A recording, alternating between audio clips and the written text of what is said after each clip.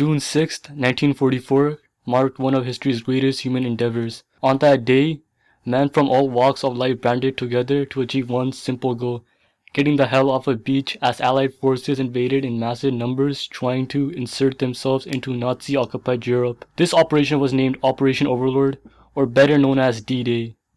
To understand the meaning and significance of the operation, we must first backtrack to 1940. After the invasion of France occurred and was seemingly won by Germany, promptly leading to the evacuation of Dunkirk, Allied forces were no longer present in Europe. Well, not until Russia joined the war on the side of the Allies a year later anyways. But that's for someone else to talk about. Anyways, an invasion was already planned by the Americans, but due to many factors relating to lack of resources, being persuaded by Churchill to instead focus on the North African campaign, this didn't happen.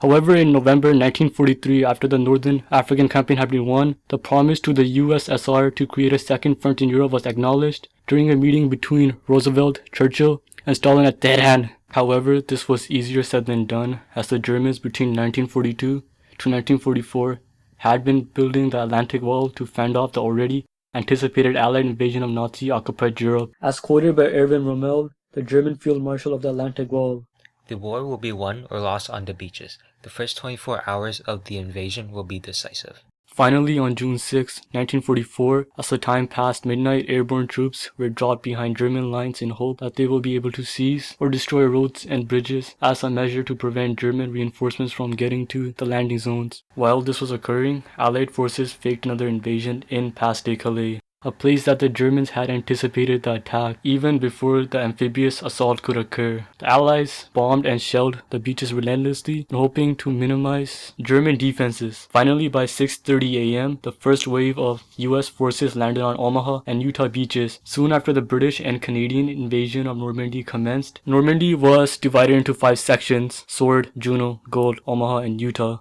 Despite attacking different beaches, Allied forces were met with the same welcoming: a barrage of bullets and artillery, as recounted by Captain John G. Burkhalter of the 1st Infantry Division. When my part of the division landed, there were impressions made on my mind that will never leave it. Just before landing, we could see heavy artillery shells bursting all up and down the beach, at the water's edge under a well-directed fire. The landing crafts that were transporting soldiers had to drop troops off at a low tide to prevent them from being destroyed by the explosives on the stakes erected by Erwin Rommel in preparation to the Allies' invasion. Soldiers are forced to traverse hundreds of yards of beachhead and obstacles to reach the German fortifications. Luckily, with an ingenious invention by the British D-Day tanks, which were floating tanks that joined and supported the Allies' advance on D-Day. From the point of view of the Germans, they could see thousands of soldiers running at them. As recounted by Franz Rachmann, a German soldier on Normandy Beach, "There were thousands of ships, and we could see landing boats of American troops. Then came thousands of men at one time coming on land and running over the beach. This is my first time I shoot on living men. I go to the machine gun and I shoot. For every American I see fall, there were 1,000 other ones."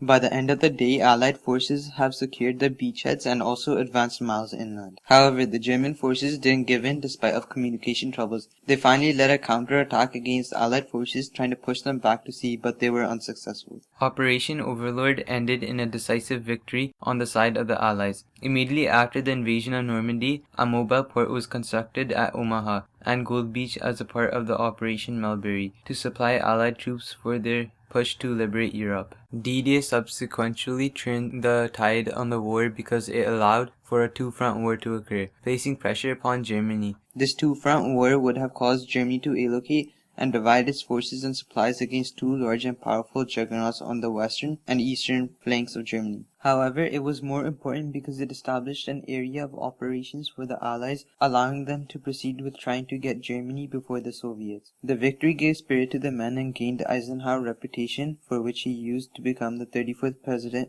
of the US. A year later, after D-Day, the war ended with an Allied victory. The legacy of the men who stormed the beaches of Normandy will never be forgotten. Even nowadays, the stories of the soldiers still live on in movies and documentaries. To teach us how a 50-mile stretch of the beach and 156,000 men can change the world. However, the achieved goal didn't come without its tragedies, as on that day the Allies force saw the casualties of approximately 10,000 men. But the German forces also saw a devastating blow of casualties approximately 4,000 to 9,000 men. Thanks to the determination and sacrifice of the men on that day, and the planning that went into the invasion, we eventually saw the fall of the Third Reich of Nazi Germany and their plans for world domination.